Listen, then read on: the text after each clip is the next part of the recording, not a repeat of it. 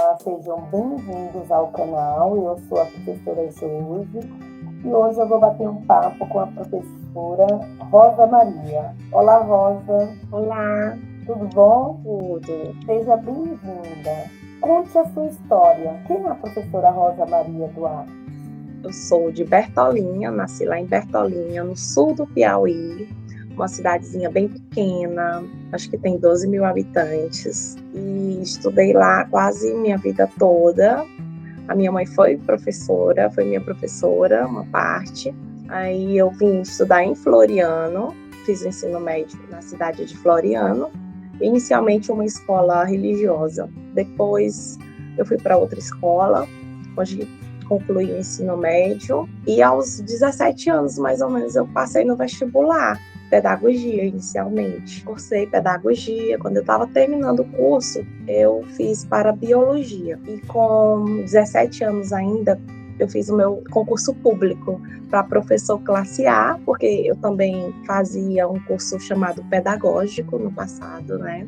Houve esse concurso para professor classe A e eu fiz e fui aprovada. E aí, quando eu completei 18 anos, eu fui chamada para trabalhar como professora auxiliar numa sala de aula para educação infantil. Então, hoje eu tenho 41 anos e vou completar 23 anos, né, de educação, de sala de aula. Fiz um mestrado na área de saúde pública, eu também cursei enfermagem até o 7º período, aí eu passei no mestrado para saúde pública, tranquei e voltei para a sala de aula. Então hoje eu trabalho como professora de educação básica e eu trabalho com as disciplinas de biologia, eu trabalho também com uma disciplina chamada eletiva e outras disciplinas chamadas pré-itinerário formativo saúde, que são agora com o novo ensino médio, com a BNCC, tem essa parte dos pré-itinerários formativos, né? Como o meu mestrado é na área de saúde, eu acabo ficando com essa área. Estou na cidade de Pastos Bons, Maranhão, e trabalho numa escola de tempo integral. Rosa, eu sei que a escola que você trabalha desenvolve bastante projetos. E você desenvolveu um projeto que foi indicado no prêmio Território Tony Otaki por 2 anos seguidos. Antes de iniciar a nossa conversa, você falou que ganhou o prêmio 2 anos seguidos. Eu gostaria que você falasse um pouco sobre essa prática que foi desenvolvida, o que está sendo desenvolvida na escola. O primeiro prêmio foi assim que eu voltei do meu mestrado, praticamente fazia um ano e meio que eu tinha voltado, né, para a sala de aula. E foi interessantíssimo, porque quando eu saí para fazer o mestrado na área de saúde, o Estado não queria me liberar, porque ele dizia que saúde não tinha nada a ver com a educação, né? E a gente sabe que tem tudo a ver, principalmente porque eu trabalhava com estigma de doenças e o empoderamento dessas pessoas acometidas, né, que perpassa pela educação. Então, quando veio a pandemia de Covid-19, fizemos os grupos de WhatsApp e os alunos mandavam muitas fake news. Era para mandar notícias sobre as aulas, sobre informações, e vinham muitas fake news, e aquilo nos assustava, principalmente a mim. Eu disse, não, mas isso não é verdade, não foi bem assim, né? E aí, nós tivemos que voltar para a sala de aula, mas tínhamos que desenvolver algumas atividades. E aí eu, conversando com mais 2 professores, disse assim, por que nós não fazemos uma eletiva, uma disciplina para falar sobre fake news, para combater fake news, para falar de Covid-19, né? Fake news e Covid-19. E teve professor que disse, é besteira, vai alarmar mais ainda a população, já tem notícia demais, mas tem muita notícia falsa e a gente está sendo bombardeado todo dia. Uma vez ao mês, a gente fazia umas buscas ativas, a gente ia aqui na casa do aluno, porque o aluno estava frequentando. Então, todos nós estávamos com medo, porque na cidade lá do Maranhão, as pessoas andavam sem máscara, dizia que era mentira, tomando um bocado de remédio que não tinha eficácia, fazendo curas espirituais e curas com garrafadas, com plantas, e a gente começou a dizer, olha, é interessante eu ter essa crença, a cura espiritual, mas eu tenho que lavar as mãos, eu tenho que usar máscara, eu tenho que ajudar também o santo, né? Falando assim, trocadilhos, brincando. E aí, a gente começou a conversar com os alunos, lançar a proposta. E eles amaram a ideia. Eu quero participar desse negócio aí. E aí, nós fizemos um jogo inicialmente, que era fato ou fake. A gente lançava o questionamento e eles diziam se era verdade ou se não. E muitas coisas eles acreditavam, não foi bem assim, não foi construído propositalmente um laboratório, não estão enterrando as pessoas vivas e outras coisas. E aí por que não é? Aí começamos a discutir, olha, que fomos atrás, checar, ensinar ele como checar. E aí teve um pai que disse assim, mas como? Quem é vocês para dizer que o médico está errado, que ele está prescrevendo essa medicação, que essa medicação não é eficaz? Pois olha, eu fiz um mestrado na área de saúde, estudei, eu sei ler os artigos, eu sei alguma coisa, mas tudo bem, eu não sou médica. Quem é você, né, para discutir falar que o médico está errado? Eu disse, não, pois vamos chamar pessoas competentes, doutores na área. E aí eu entrei em contato com a universidade que eu estudei, que é a Universidade Federal do Ceará, e tem uma amiga pessoal que era professora do curso de medicina, e ela é virologista. Por acaso, trabalhava há anos e anos com vírus respiratórios. Contei o que estava acontecendo, ela topou na hora.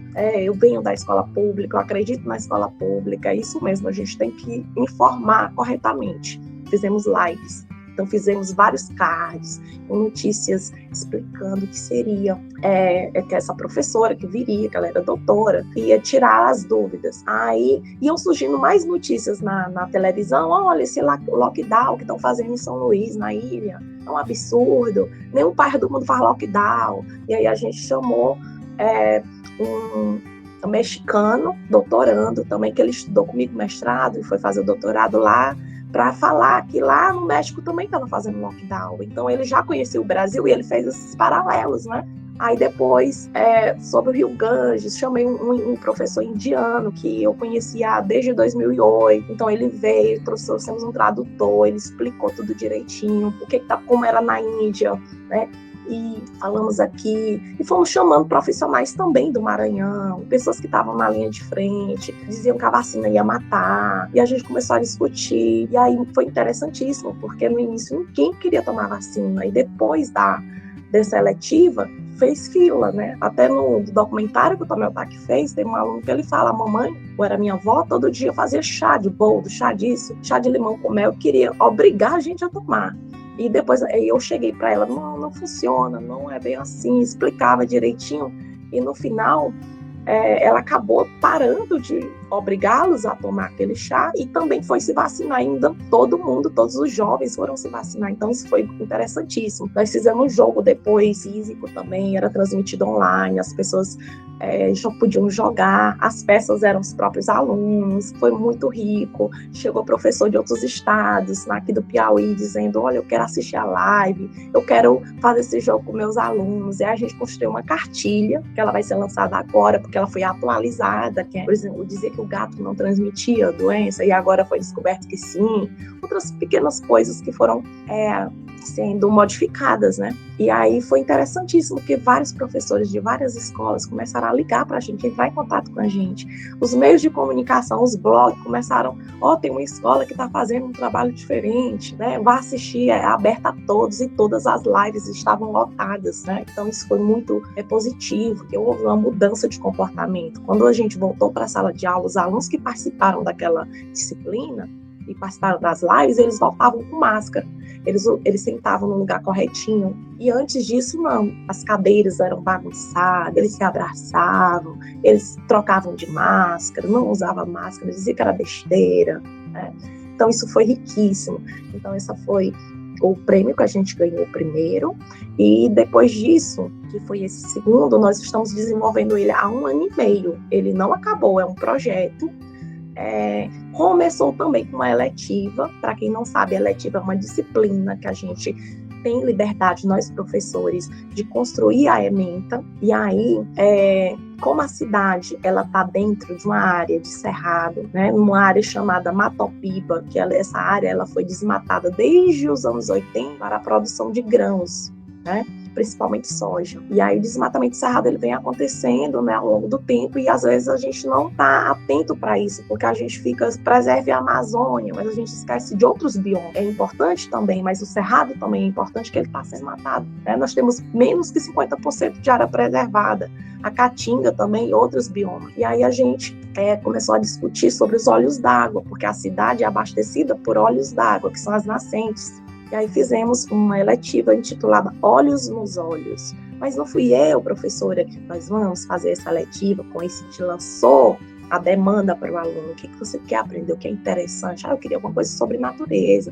sobre o meio ambiente, mas o que você quer? Sobre água, sobre as plantas, sobre os bichos. E eles foram dando ideia e a gente foi organizando isso. Então a gente, vamos começar pelo georreferenciamento das nascentes. A gente pegava o celular, baixava o Rende GPS, porque ele é um aplicativo gratuito e pode usar sem internet. A gente ia a pé, porque nós não tínhamos transporte, ela é bem carente. E aí nós íamos caminhando, discutindo com esses alunos. Por exemplo, Olho d'Água, nós visitamos 11 olhos d'água.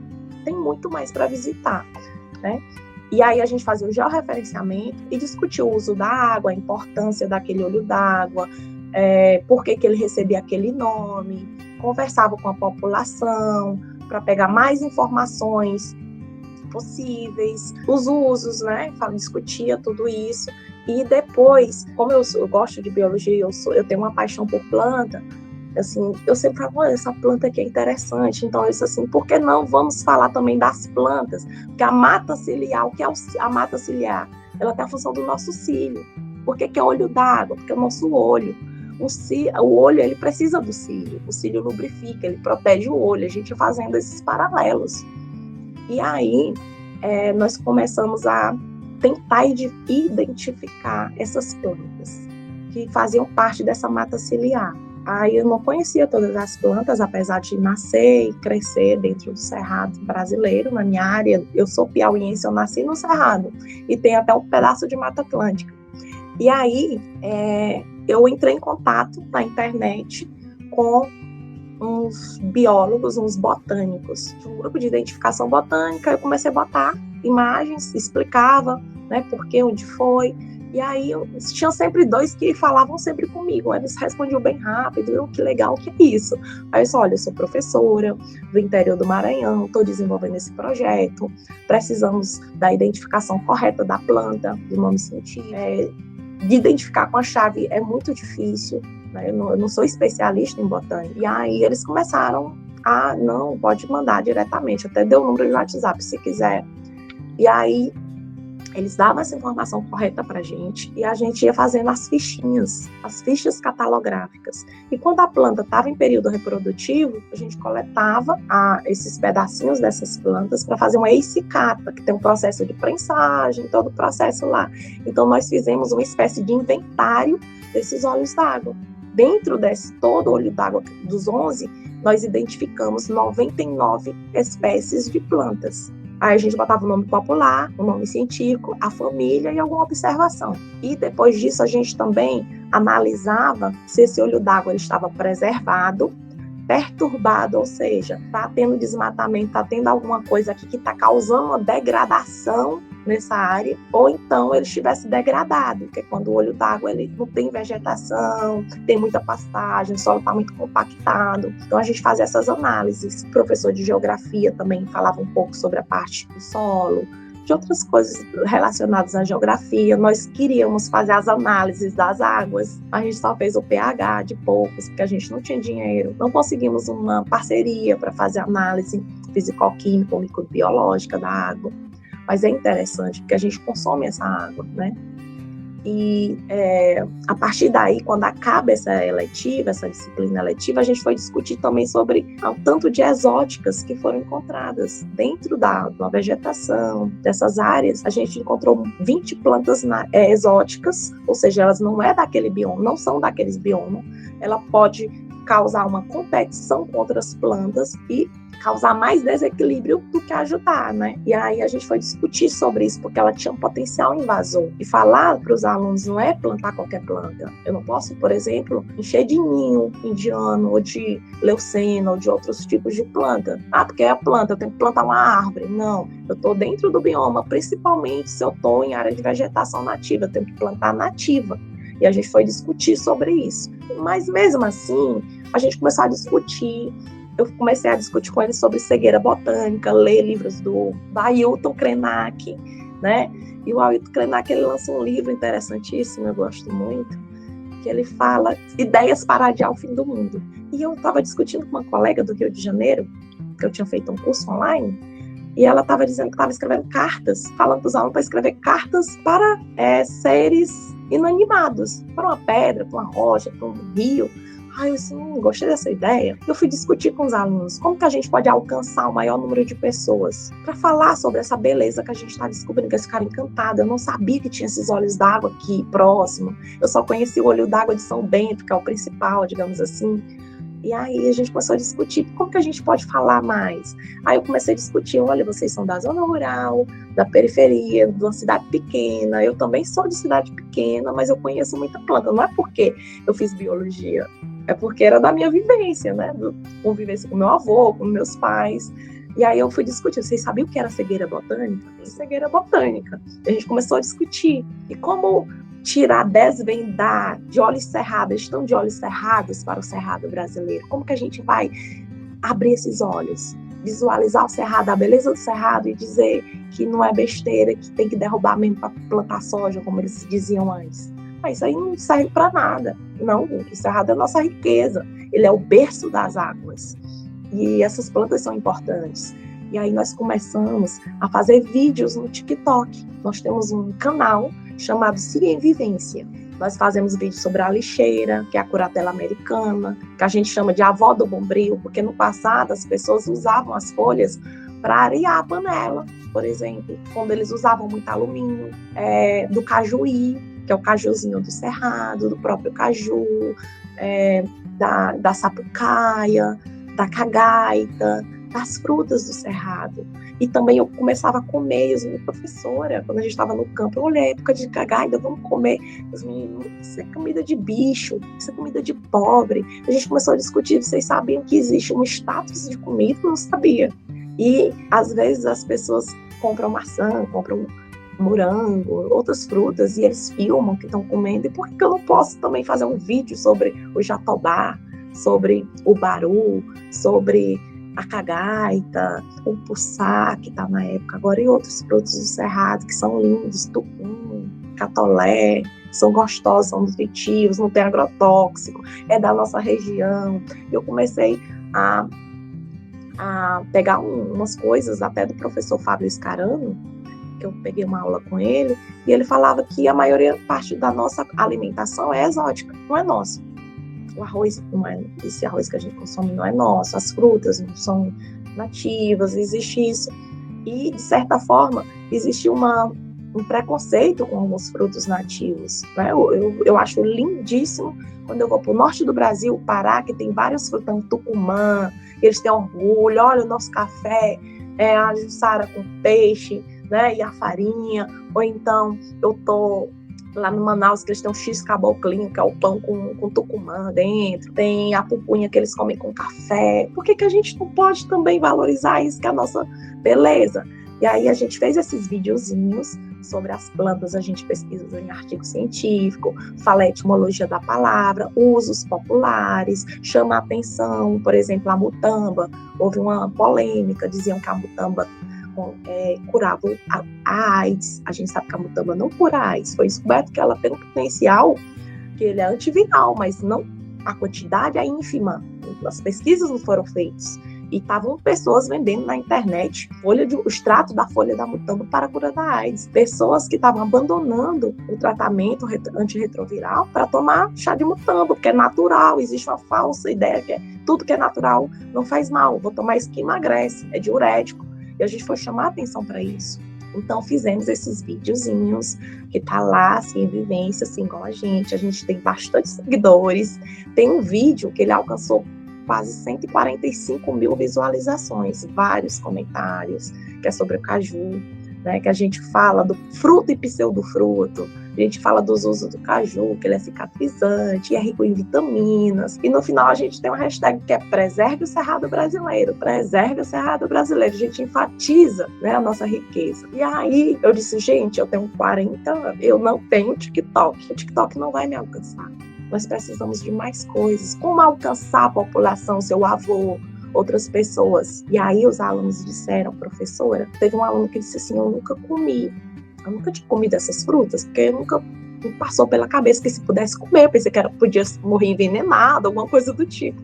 Ou então que também eu tenho preconceito, não vou negar, Não é bonito eu botar um vídeo lá, olha, jatobá é uma delícia, algumas coisas assim, né? E aí eu comecei a desmistificar isso com eles. E se a gente fizesse pratos à base do jatobá? O jatobá é rico em ferro, em potássio, ele é um excelente relaxante. E a gente começou a discutir, e aí vamos criar receitas. A gente já tem mais de 15 receitas, nós estamos criando, não estamos copiando da internet.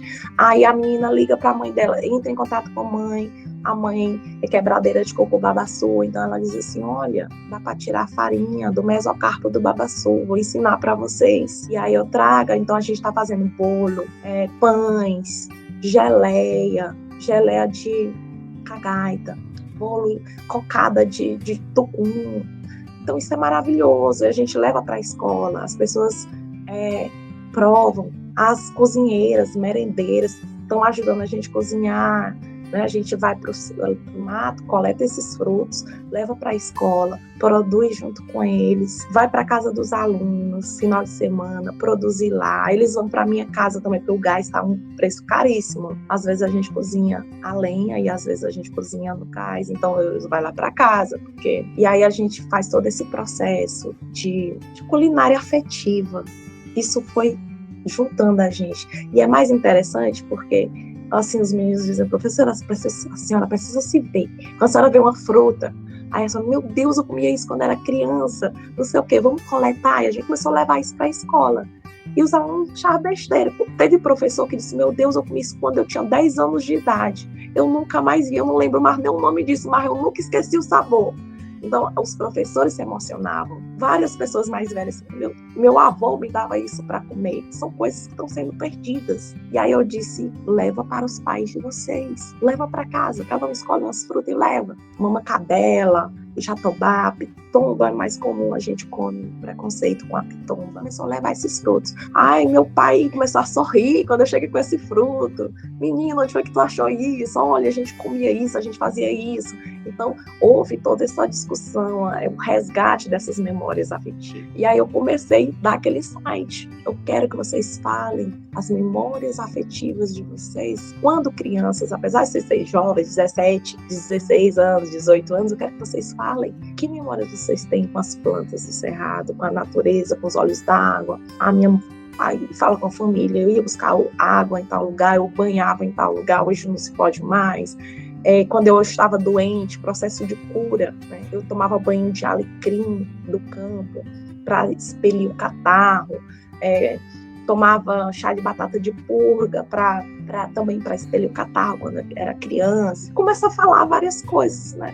Isso foi interessante. E aí me deu outra ideia, por que não a gente convidar os raizeiros da cidade? Ah, meu avô é raizeiro, ele faz garrafada para a pessoa engravidar, para limpar o sangue, para limpar a pele, para um bocado de coisa. Então a gente começou a falar, tá vendo que essa planta ela serve não somente para dar oxigênio, não somente para alimentar os animais, a importância das abelhas. Meu pai vende mel e essa planta é altamente melífera, tá vendo? Não pode derrubar por isso.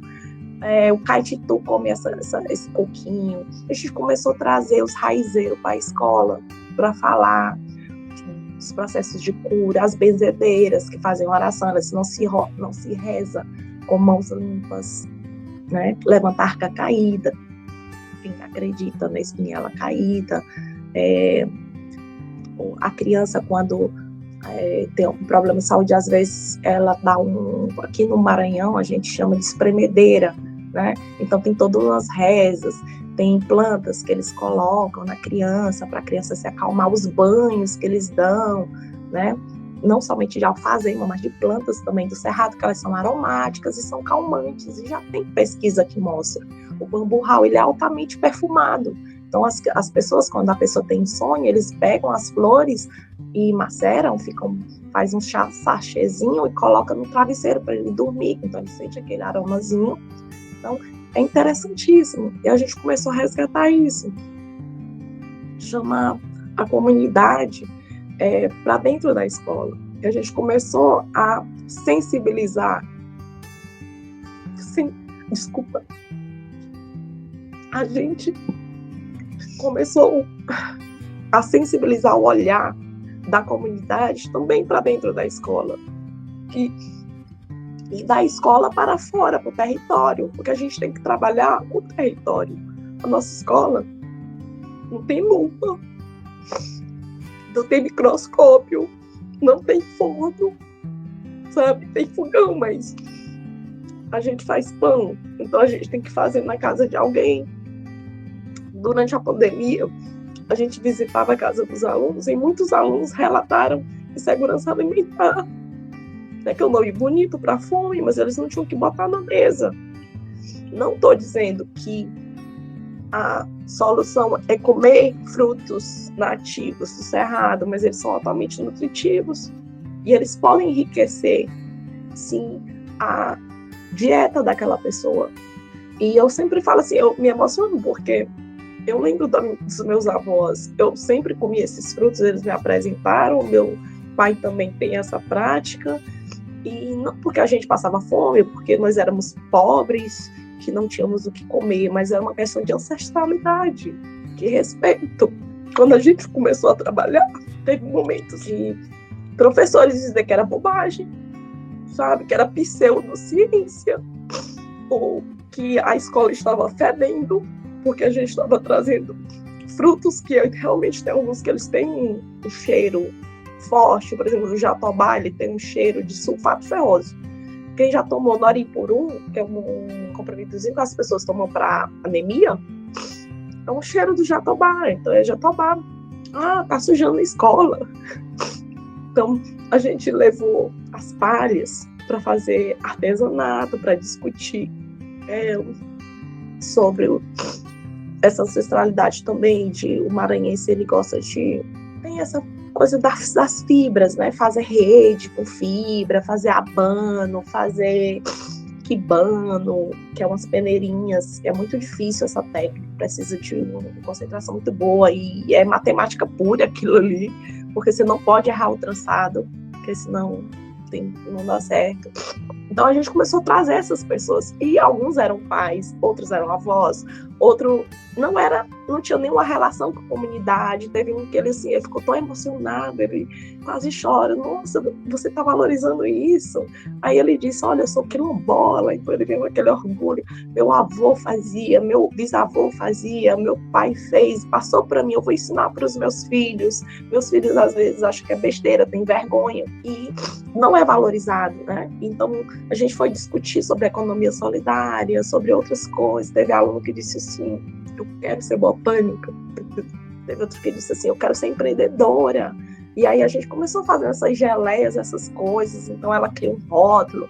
E aí a gente primeiro disponibiliza para as pessoas comerem gratuitamente, fazer sugestão, se tá bom, se tá doce, se tá pouco açúcar, como se ele compraria aquele produto, se tivesse uma feira. Vários disseram que sim, teve professor que encomendou, se vocês fizerem para vender, eu compro, pediu a receita. Então a menina disse, eu já sei quando eu sei. E no segundo ano de ensino médio, essa aluna, ela prestou vestibular para administração, passou. E ela tá super feliz. Ela disse assim, eu vou fazer um curso de administração de empresas, eu já sei que eu vou montar uma empresa, eu vou ser uma empreendedora e vai ser com os frutos do cerrado, né? Isso é incrível. E sem falar da consciência, da preservação, foi uma coisa que foram eles que foram dizendo. Então é muito lindo, assim, eu fico muito emocionada, muito grata. Não fiz sozinha, porque ninguém faz nada sozinho. Outros professores começaram a dizer, posso auxiliar nisso, na etnomatemática, trabalhar as medidas. No Maranhão a gente fala muito um prato. Eu lembro quando eu era criança, minha mãe dizia que precisa de um prato de tapioca. Eu fui lá, que é um prato. Para mim era um prato e encher o prato. Chega, minha mãe olhou para minha cara, eu não acredito que tu não sabe o que é um prato. E era 2 litros. A gente tem 1 litro, você enche o litro 2 vezes. Então é uma quantidade grande. Então aquilo é um prato. Meu avô sempre dava as distâncias em léguas. Daqui a tal lugar são tantas léguas. Uma légua são 6 quilômetros. Então a gente começou a trabalhar com essas medidas. Uma braça, um quadrinho, as léguas, né? As medidas locais também começou a trabalhar com isso. E é interessantíssimo que aí os pais iam ensinar para os filhos, é assim, meu filho. E a gente caminhava mais de uma légua. Teve locais que são 6 quilômetros, né? Você imagina você caminhar 6 quilômetros para ir, 6 quilômetros para voltar. Mas, assim, foi muito bom. E não, a gente não quer acabar, porque todo dia surge uma nova coisa. Não, vamos fazer agora um jogo com as frutas do Cerrado, um jogo online. Nós vamos lançar a cartilha que não terminamos. Nós vamos ser sementes do bom antropoceno, né? Tentar multiplicar um pouco dentro da cidade, que as outras escolas também acompanhem a gente. E quem sabe para o estado do Maranhão também, por que não? Nós somos uma escola pública estadual que estamos fazendo muito pouco. E a gente não tem recursos. Às vezes eu ia lá, a diretora do presidente, e realmente não era por maldade. Eu mostrava o extrato, a gente está atuando no vermelho. O dinheiro da merenda escolar está escasso. E aí eu disse, não, tudo bem, eu pago. Mas eu pago não porque eu tenho dinheiro demais sobrando, é porque os alunos estão tão empolgados que a gente não pode parar no processo por falta de investimento. Se eu posso financiar, que não é muita coisa, mas às vezes os salários da gente já é tão pouco, né?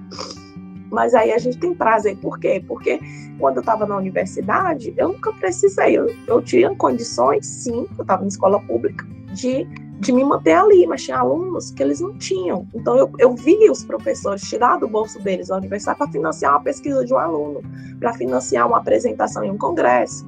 Eu vou pagar a sua inscrição para você ir. Então, se eu vi isso, eu vivenciei isso, eu aprendi isso também com os meus mestres, né? Então, eu também posso fazer isso. E o nosso projeto é praticamente resumindo isso. É um projeto que me afeta muito, porque eu acho que é uma homenagem aos meus avós. A gente fala muito da questão das ancestralidades, dos antepassados, da sua vivência. E aí, uma vez, uma pessoa me perguntou como é que tu consegue agregar tanta gente assim? Porque eu venho de comunidade eclesial de base. Eu sou um deles. Eu sou do Piauí, que fui trabalhar no Maranhão há 13 anos atrás. Quando eu cheguei lá, eu era praticamente uma estranha. Eles chamavam a gente forasteiro, eles chamam a gente fora.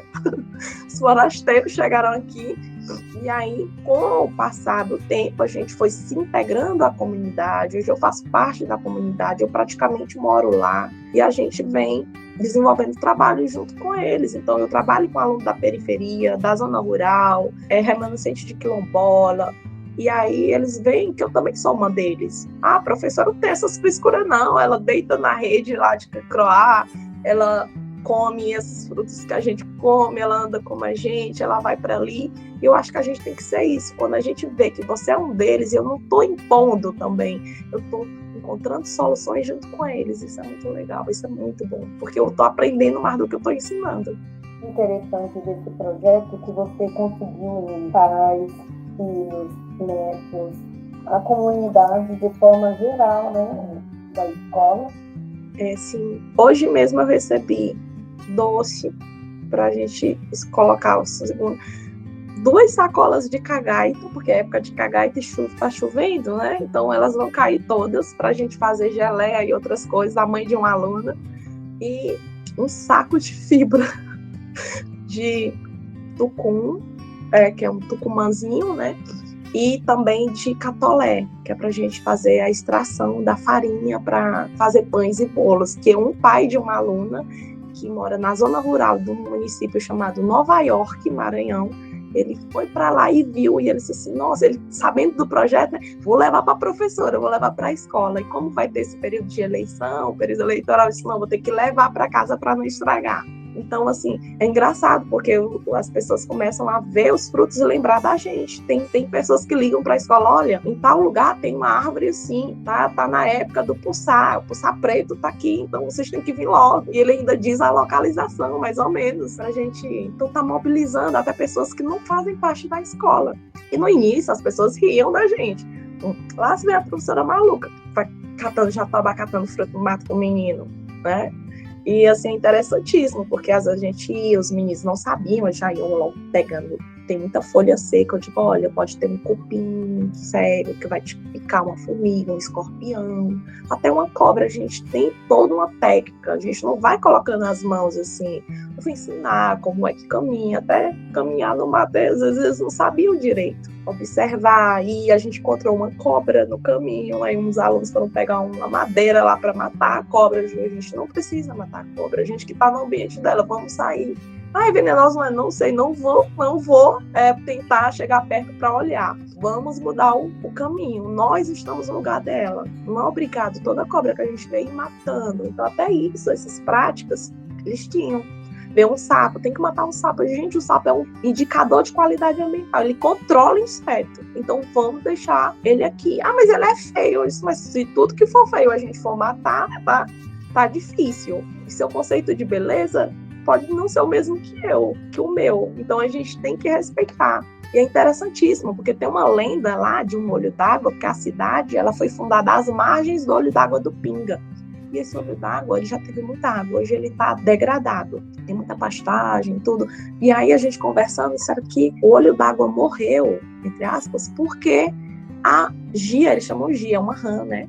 A Gia que morava ali, ela foi morta. Então ela protegia, ela era uma espécie de guardiã daquele olho d'água. E tem uma relação, ela não existe mais lá porque não tem mais água. Ela precisa da água para sobreviver, né? Para se reproduzir. Então ela é um indicador, assim, eu disse, se ele tivesse preservado, ela estivesse aqui. Talvez não é a Gia que preserva o coisa, é os olhos d'água. Então, fui discutir com isso, a importância, tá vendo? Então, é interessantíssimo, assim, que a gente vai descobrindo muita história oral. Nossa, dava para fazer um trabalho incrível com as histórias sobre esses olhos d'água, né? Se tivesse alguém que trabalhasse com história oral, ia ser incrível. Uma riqueza. É a vantagem de se morar na cidade pequena, na zona rural, ainda que não é tão antropizada, digamos assim. E também tem alunos criativos que aceitam o desafio, porque às vezes eles dizem, nossa, professora, a senhora podia cruzar os braços e dizer assim, eu não vou fazer aula prática, eu não vou fazer nada, porque eu não tenho laboratório, eu não tenho dinheiro, eu não tenho insumo, né? E aí, a senhora e outros, não sou só eu, tem coragem de ir para o campo com a gente, de sair. E a gente descobre na mata, na vegetação, uma riqueza de infinidade. Então, hoje os meninos sabem identificar uma série de plantas. Eles sabem o que é uma planta de folha simples, composta, bipinada, parapinada. Eles sabem várias classificações. Uma colega me olhou e disse, meu Deus, tá quase botânico esses meninos, né? Então, eles sabem a estrutura foliar, eles sabem a raiz, estudar a raiz. É interessantíssimo, está sendo muito rico. E eles estão amando, e os familiares estão empolgados. Tem uma aluna que o pai dela tem 73 anos, ele já teve ela, assim, uma idade um pouco avançada, e ele baixou o TikTok. Ela chegou essa semana, professora, a senhora não vai acreditar. Cheguei em casa, meu pai baixou o TikTok, pediu um vizinho para baixar o TikTok no celular dele, e ele estava mostrando para todos os amigos com o maior orgulho do mundo. Olha, minha filha, viu? É a minha filha que está aqui falando tudo isso com esse conhecimento. E às vezes ele chega em casa com uma planta, com fruto, assim, agora o nome dele é esse aqui. Agora me diga aí o que você sabe sobre ele. Porque ele fala um nome, né? Não, mas esse é o mesmo nome disso, então ela vai explicar para que serve a parte científica. Ai, é super interessante essas trocas. Eles chegam felizes, os olhos deles brilham, é incrível, assim, maravilhoso. O meu também, eu me emociono, sou super chorona, eu me emociono muito, porque a gente não tinha essa intenção, as coisas vão acontecendo, né? É maravilhoso isso. É a vantagem de ser professor, assim, sabe? A Selma Garrido Pimenta, ela fala o amor e o ódio na vida do professor. E o amor do professor é isso. Acho que ser professor é isso, sabe? É despertar esse encantamento com os alunos. E se encantar também com eles. Ótimo o seu projeto. Essas saídas eram no horário da aula ou no horário contrário? Quando a gente estava na eletiva, a gente tem 2 horas aulas semanais. Então, a gente saía no horário da aula. Aí, às vezes, a gente podia modificar, às vezes, o horário. O sol tá muito quente, vamos ficar para tardinho. Às vezes, quando a gente botava para as 2 últimas aulas, a gente sempre pegava um pedaço, a aula acabava e a gente continuava. Aí, a gente avisava os pais, vai demorar um pouquinho mais, por isso. Mas a cidade é pequena e é mais tranquilo, né? A gente saía. Mas tem aulas que são... Também a gente sai no horário do almoço, às vezes, quando a gente quer coletar mais frutos e tá ali próximo, tá na época. E outros horários também a gente fica no final de semana. Eu já cheguei a ficar vários finais de semana, sábado. Então a gente fazia um grupo e fazia o sábado todo. A gente saía de manhã, aí parava só para almoçar. Às vezes a gente almoçava na casa de alguém da comunidade e continuava à tarde e noite. Porque a gente tinha, por exemplo, coletar jatobá. Coletava tudo pela manhã, depois a gente ia quebrar extrair a farinha. Então tem que ralar, passar pelo liquidificador, peneirar quando terminasse já era de tardezinha. O sapucaia também, chá e outros frutos. A gente tem aquele horário, mas não era suficiente. Então a gente sempre arrumar um horário extra. E também a gente tem um horário de aula prática. Então, às vezes, quando a gente estava trabalhando mais essa parte de vegetação no segundo ano, a gente usava as aulas também para ir para o campo, para coletar esse material botânico e para fazer as atividades. A gente tem um horário. E como está dando muito frutos desses projetos, a escola está estudando a possibilidade da gente ter um horário para esses projetos por fora. Estão vendo aí como que vão fazer e com a equipe fixa. São aqueles alunos que mais se destacam, que estão, porque tem o que fala, tem os que edita, tem os que escrevem bem, que faz poema, tem aqueles que criam receitas. Durante a pandemia tem um aluno que é filho de mãe solo, e eles disseram assim, a gente começou a passar por momentos difíceis economicamente falando, e aí eu tive que me virar com a minha mãe. Então ela começou a fazer salgadinho para vender e ele aprendeu a fazer pães. Ele é um excelente padeiro. E ele tem só 16 anos. E aí ele faz parte da nossa equipe. Então ele é um dos que prepara a massa. É engraçado que eu digo, eu preciso da receita. Professora, eu não sei. Eu vou colocando, vou mexendo no olho e aí eu vejo se tá bom ou se não tá bom. Eu não tem como fazer a receita. Hoje as coisas nós vamos testar várias vezes. Eu vou começar a medir. E é interessantíssimo. E ele desenha também coisas lindas. Aí tem o que fotografa, a gente divide as equipes. E aí a gente também escreve resumos para apresentar em congressos nacionais, internacionais. E a gente já ganhou menção honrosa, já fomos convidados para apresentar na USP, uma aula do professor Motocani, vídeos. Então, outros professores do Rio de Janeiro já entram em contato com a gente. Eu posso usar os vídeos de vocês como exemplo nas aulas? Isso é um orgulho, é um prazer para a gente. São Paulo também. Então, assim, ele está alcançando e ele pode ser replicável. E o mais legal é que não é tão caro, porque é um celular, um aplicativo gratuito, uma conta que é gratuita, só as receitas que a gente acaba gastando o dinheiro mais nisso, né? E aí, da UCampo também, alguns alunos não tinham tênis, eu tive que comprar. Eu disse, olha, não é legal, vocês vão furar o pé e tal. Excelente projeto. Agora eu pergunto para você, o que deveria mudar na educação? A burocracia, eu acho que deveria mudar. Nós precisamos de mais pessoas sensíveis também. Às vezes, alguns professores, eles são professores por falta de opção. Eu sei que amor não paga, mas eu tenho que gostar do que eu faço. Eu tenho que fazer uma coisa que eu gosto para que não seja um peso para mim. Deveria mudar também a superlotação das salas, essa questão de aprovação automática também, às vezes, porque nós temos alunos que estão chegando no primeiro ano que eles não sabem ler e nem escrever, eles têm dificuldade para copiar. Mas antes disso, a gente precisaria mais investimento. Nós temos alunos que vão para a escola para comer, então eles falam assim, hoje eu não estava a fim de assistir a aula, professora. Eu assim, o que foi que aconteceu? Eu vim porque eu preciso comer.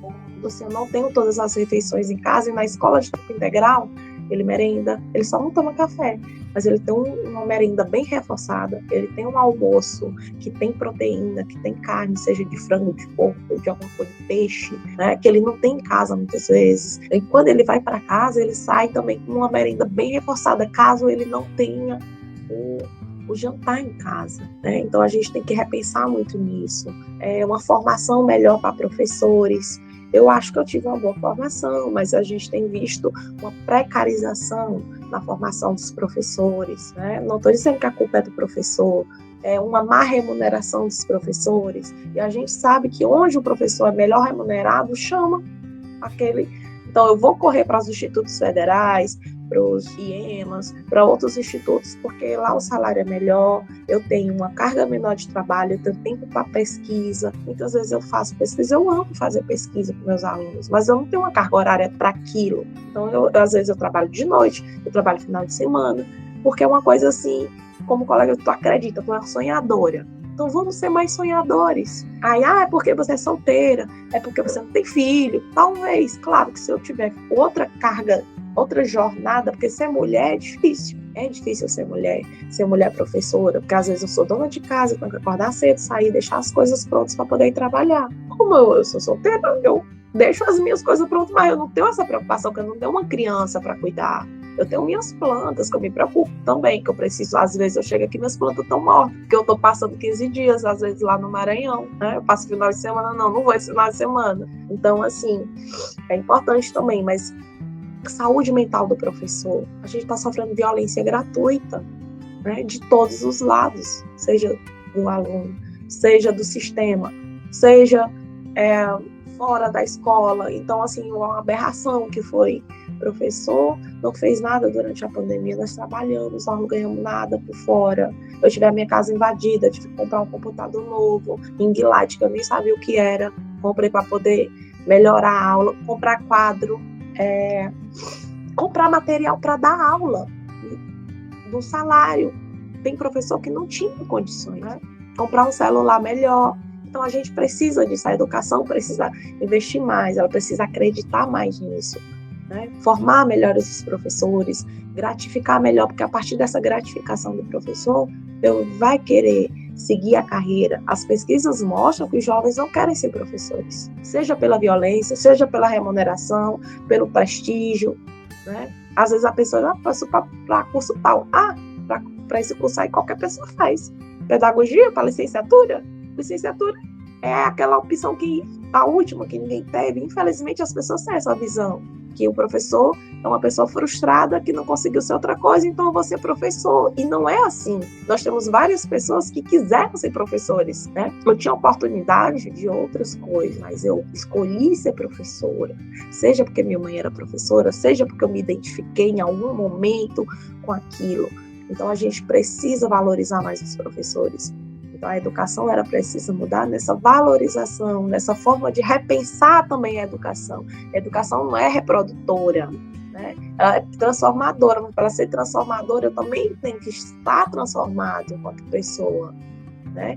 E às vezes o sistema ele é opressor, o sistema, a gente trabalha no modelo quadrado, que se eu pular aqui fora do quadrado, eu digo: você não está seguindo o modelo, professor. Está dando resultado, eu não tenho que seguir modelo, eu não tenho que ser assim.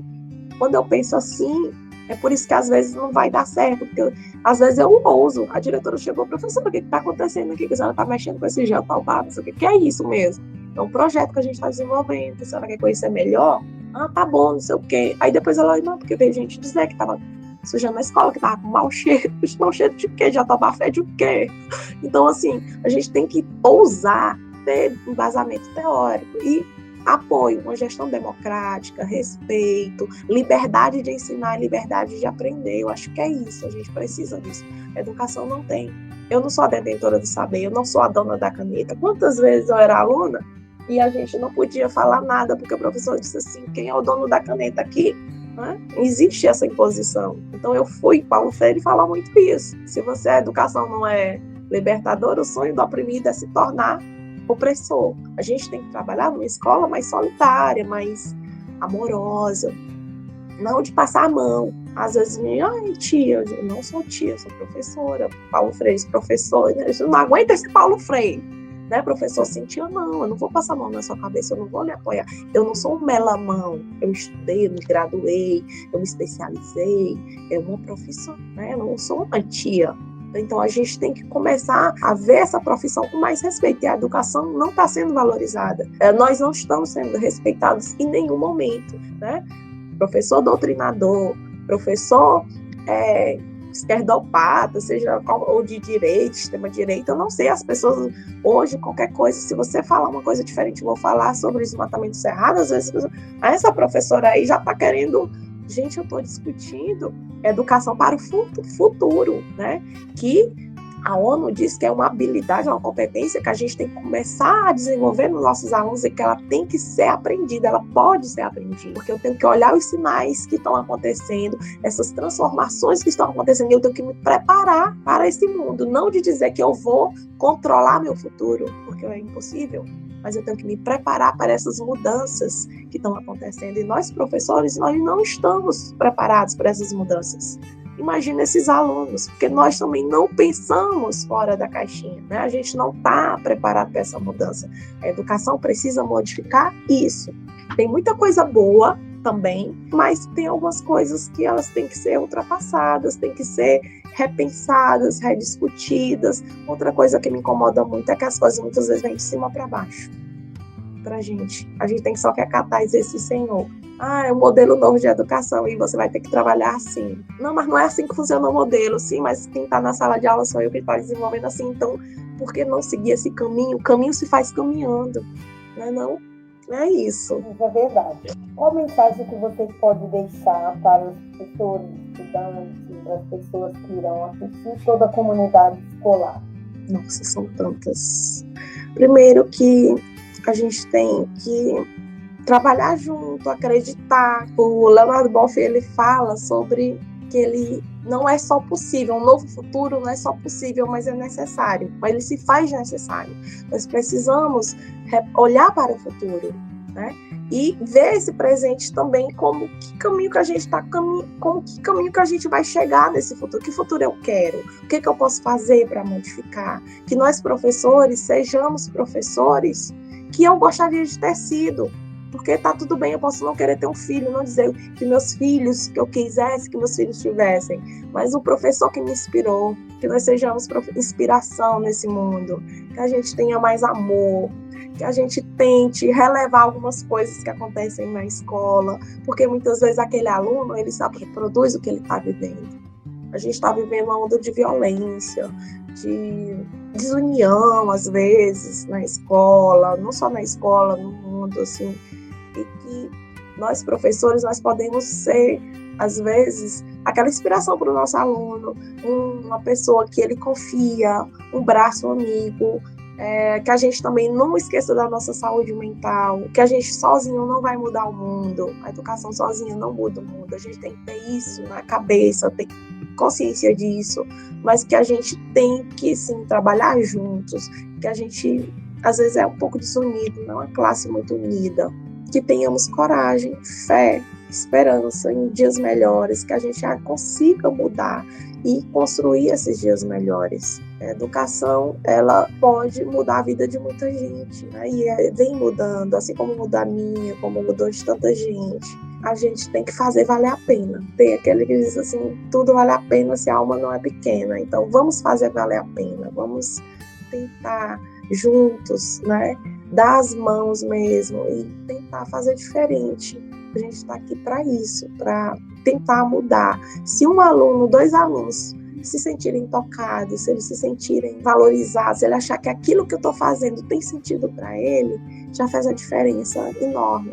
Então é isso. A gente não vai conseguir mudar tudo, mas se mudar a vida de 1, de 2 alunos, é isso que a gente tem que fazer, tentar mesmo fazer um novo mundo, escrever uma nova história. Para saber mais sobre o novo projeto, você pode deixar as redes sociais? Ou... Sim.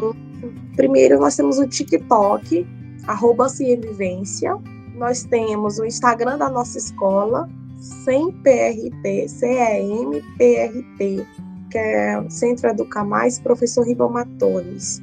Também tem o meu e-mail, que é rosamdv@professor.mar.gov.br. Muito obrigada pela sua participação. Agradeço mais uma vez, estamos muito felizes, a diretora ficou muito empolgada e disse assim, nossa, eu nunca imaginei que a gente fosse chegar tão longe, então é uma honra estar aqui compartilhando um pouquinho do nosso trabalho, que eu sei que tem trabalhos belíssimos, incríveis, que precisa ser divulgado, que precisa ter conhecido e reconhecido, que a gente é só um grãozinho nesse mar de areia, mas que nós podemos sim fazer a diferença e estamos muito felizes e honradas em estar aqui com você. Só gratidão. Eu que agradeço pela sua participação, muito obrigada. Tchau, pessoal, e até o próximo vídeo.